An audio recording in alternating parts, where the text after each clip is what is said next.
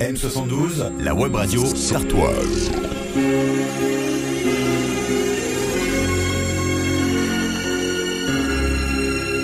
Bonjour! Aujourd'hui, je vous présente le groupe Epsilon, un groupe de rock celtique qui nous vient de Vendée. Après avoir sorti 3 albums, dont le dernier en avril 2014, ils reviennent tout juste d'une tournée en Chine, après avoir écumé les scènes de France et du Koweït. Leur rock est joyeux et festif, et leur énergie débordante et contagieuse. Je suis donc avec Nicolas, le chanteur du groupe Epsilon. Bonjour Nicolas. Bonjour. Alors en quelques mots, comment est né le groupe et comment est-il organisé aujourd'hui ? Alors le groupe est né en 2005, donc il y a maintenant 9 ans. À la base, en fait, on est une équipe de copains de collège. En fait, on a monté un groupe pour faire des reprises de musique à la base, des reprises de standards de rock. Et puis, de fil en aiguille, le groupe a évolué et du coup, on a commencé à faire des compositions. Et sachant qu'au sein du groupe, il y avait des personnes qui jouaient de l'accordéon, de la bombarde ou des instruments un peu plus traditionnels, du coup, on est parti sur la direction du rock celtique, voilà, tout simplement. Et puis depuis 2005, maintenant, on a fait quelques albums et on a commencé à tourner maintenant un petit peu plus. Enfin voilà quoi. Alors, des influences rock celtique, vous l'avez dit. Par exemple, qu'est-ce que vous écoutiez plus jeune ? Quand on était plus jeune, on écoutait tous, par exemple, du Matmata, du Louise Attaque, du Merzine, du Strolad, voilà, des groupes comme ça qui nous ont donné envie de partir dans ce style de musique, voilà. L'influence bretonne est au centre du groupe. Ouais, voilà, c'est ça un petit peu. Ouais. Alors, en 2011, vous accédez à votre première grande scène via le Festival de Poupée. Ça vous a fait quoi de monter sur une aussi grande scène ? C'est vrai que le concert de Poupée était un fait marquant pour nous. En fait, on a vraiment une sensation un peu bizarre avant de monter sur ce genre de scène. C'est vrai que il y avait 3000 personnes devant nous. En plus, l'endroit est magnifique et en fait, dans cet endroit-là, on a la chance de voir un peu les têtes de tout le monde. Donc, ça fait vraiment bizarre la première fois, mais en fait, on a adoré ce moment et c'est vrai que pour nous, ça a été un très très fort moment de notre groupe, quoi. Donc, on est hyper content d'avoir pu jouer sur ce festival et on espère pouvoir à l'avenir y rejouer d'ailleurs. D'autant plus que quand on est vendéen, j'imagine que c'est une plus grande fierté encore d'avoir pu y participer. Exactement, c'est vrai que le festival de Poupée en Vendée, c'est le festival qu'il faut faire en tant que groupe de musique. C'est vrai que quand on commence la musique, on se dit on va voir les têtes d'affiche qui y passent et on se dit peut-être qu'un jour on aura la chance de fouler cette scène et c'est vrai que nous on a eu la chance de pouvoir y jouer, donc pour nous c'était quand même très important de jouer là-bas, quoi. Donc c'est vrai qu'en tant que Vendéen, de jouer à Poupée, c'est vraiment extraordinaire.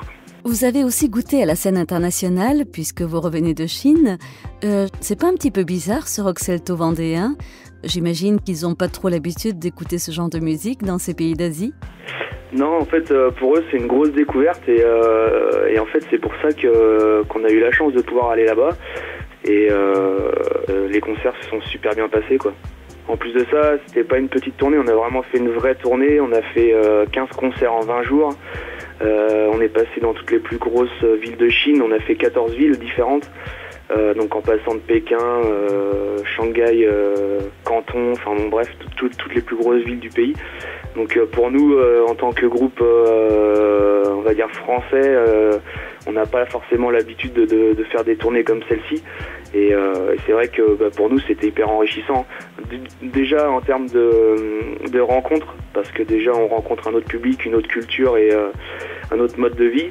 Mais en plus de ça aussi, humainement, entre nous, c'est vrai que de pouvoir partager ça avec ses copains, des copains d'enfance, de partir jouer à l'autre bout du monde de la musique, il y a quand même pire comme chose qui peut nous arriver, quoi. Donc là, c'était vraiment top pour nous, quoi. Alors là, en avril dernier, vous avez sorti votre 3e album qui s'appelle Manufacture du temps. J'ai l'impression que cet album est un petit peu plus rock. Ça veut dire que vous avez mûri après les 2 premiers albums ? C'est vrai que on mûrit, on grandit. Et c'est vrai que le dernier album Manufacture du Temps était un peu plus rock, mais en fait on a surtout vraiment travaillé les arrangements, vraiment travaillé pour essayer de faire un album, un vrai album bien construit avec des bons textes, avec des belles mélodies, avec des beaux arrangements.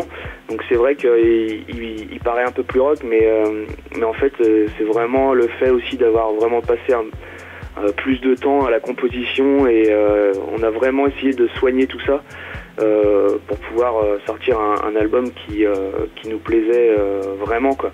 Et peut-on savoir quels sont vos projets à plus ou moins long terme ? Alors le projet déjà c'est le principal projet, c'est de continuer déjà la tournée Manufacture du Temps là. Donc c'est vrai que cette année on a eu 52 dates, là il y en a encore d'autres qui viennent se glisser sur le calendrier de la fin de l'année. Et puis ensuite là on commence à préparer aussi un nouvel album, donc on commence tranquillement à réécrire des morceaux, à travailler sur un éventuel 4e album. Et puis en préparation, l'idée aussi est en train de mûrir de faire un album, un CD, DVD live. Donc dans l'idée, c'est les projets à venir. Pour terminer, on va s'écouter un extrait de Manufacture du Temps qui s'appelle Chaque seconde. C'est quoi l'idée de ce morceau ? Alors Chaque seconde, en fait, ça parle un peu du monde actuel qui nous surveille un peu de partout, que ce soit par le biais de nos ordinateurs ou de nos téléphones.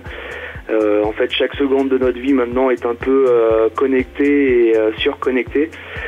Du coup, on a voulu un peu mettre en image et en musique ce qu'on ressentait par rapport à ça. C'est pour ça qu'on a appelé ce morceau Chaque seconde.